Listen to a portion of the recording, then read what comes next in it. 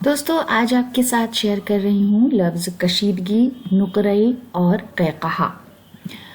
शुरुआत करेंगे लफ्ज़ कशीदगी के साथ, जिसका मतलब है नाराज़गी, मलाल, खींचातानी, झगड़ा, तनाज़ा, बेचैनी, कशाकशी, इज़्तिराब, फिशार और दबाव। वेमिनस मनमुटाव, विवाद या वाद विवाद, संघर्ष, चिंता, व्याकुलता, व्याग्रता और तनाव।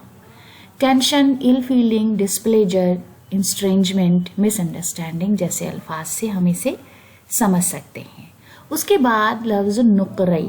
नुकरई का मतलब है चांदी की सी चमक लिए हुए, चांदी के रंग का, रुपहला, चांदी का वरक या चांदी की पन्नी।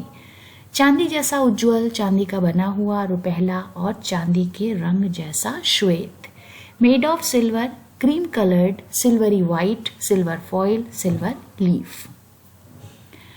साबिर जफर का शेर है, कभी सुरमई, कभी आतिशी, कभी नुकरई, कभी कासनी।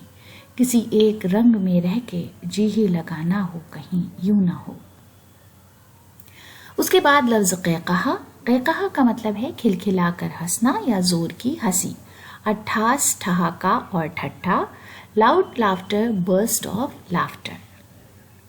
हिलाल फरीद का शेर है, आज फिर दब गई दर्द की सिसकियां, आज फिर गूंजता क़हक़हा रह गया।